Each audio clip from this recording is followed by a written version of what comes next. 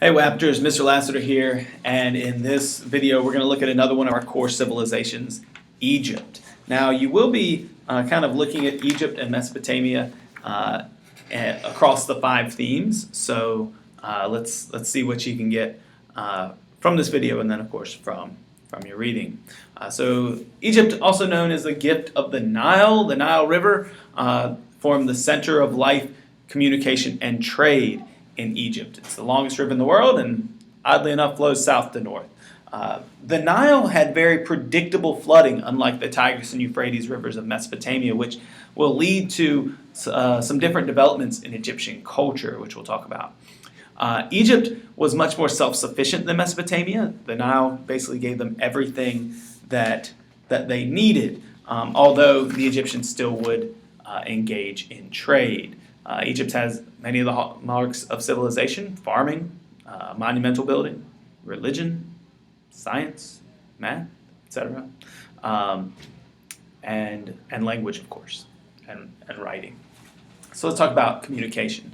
The admin centers of Egypt were Memphis and Thebes, Memphis being kind of the capital of ancient Egypt, but most Egyptians would still have lived in rural areas, even though cities are found here. Hieroglyphs or hieroglyphics develop as their main system of writing, and they use they wrote on a paper-like product known as papyrus, usually.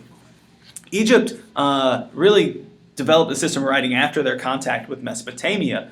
The hieroglyphs themselves were only deciphered in modern times after the Rosetta Stone was discovered in the late 1700s during the invasions of Napoleon. The spread from record keeping to storytelling, poetry, hymns, and educational manuals is something we see kind of in all written language.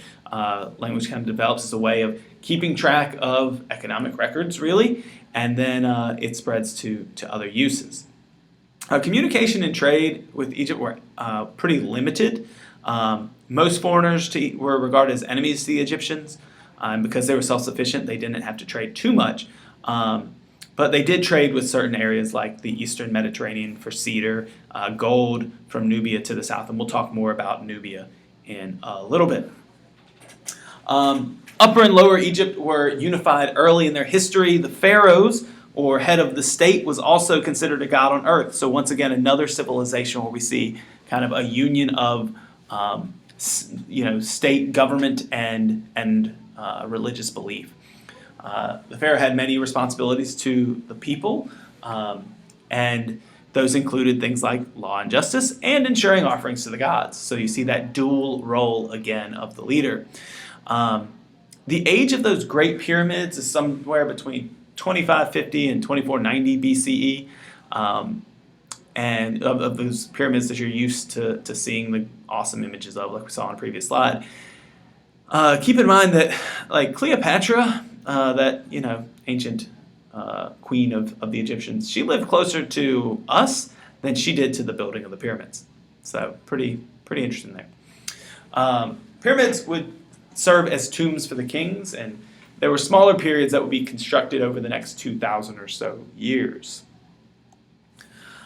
Here are some of the treasures of King Tutankhamen.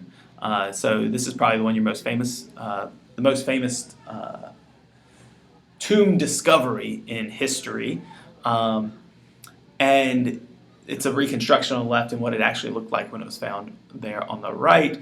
The Tutankhamen was a very young kid. He wasn't a noteworthy pharaoh except for the fact that we have his stuff. He was buried in the Valley of the Kings, so not in one of those giant pyramids. Anyways, religious beliefs in Egypt. Of course, polytheism was common. The gods took many forms, like Mesopotamian gods. They represented the natural world.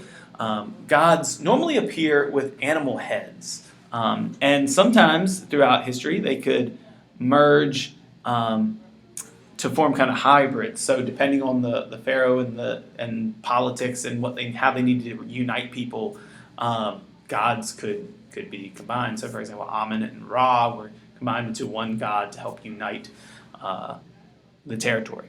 Anyways, kings would intervene with gods. They would make sure to build temples and gifts to the gods, etc. And the Egyptians, unlike the Mesopotamians, believed in the afterlife and judgment. And they did this through, and they showed this practice through mummification, where they would preserve the body for the afterlife and be buried with possessions. Tombs expanded from small tombs to extremely massive pyramids at Giza. This is an example of Egyptian art and hieroglyphs. And in this scene from the Book of the Dead, a heart is weighed against a feather, and basically that would determine whether or not the person may pass into the afterlife. So again, religious art here, but also a belief in the afterlife.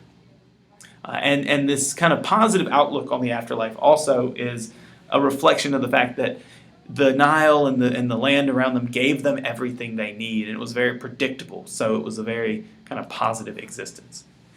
There was a class system that developed in Egypt, although less pronounced than in Mesopotamia. The king and the wealthy were at the top, followed by local leaders, priests, etc., and then kind of a stratification of farmers with peasants and limited slavery. Women were subordinate to men. We do have patriarchy here, as we see in the development of early civilizations. But in some cases, they could own property, divorce, control their own dowry. Overall, they have more rights than women in Mesopotamia and other ancient civilizations, but patriarchy still exists in Egypt. Lots of technologies, understanding of anatomy and chemistry through mummification, basically calculated one of the most accurate calendars, so very good with mathematics and astronomy. They irrigated. They still use canals. They used rivers to transport goods, so they used it in transportation. And of course, those massive building projects. And one of my favorite things to think about are roads. And yes, one of the oldest known paved roads happens to be in Egypt. And we'll end here with Egypt and Nubia, thinking about trade and the spread of culture. Egypt did engage in limited trade with other regions, one of which being Nubia, which was in basically sub-Saharan Africa, further down south on the Nile River, which would be upstream. The monarchs of Egypt kind of longed to control the region of Nubia to the south. Nubia was like the only place in sub-Saharan Africa known to the outside world, really.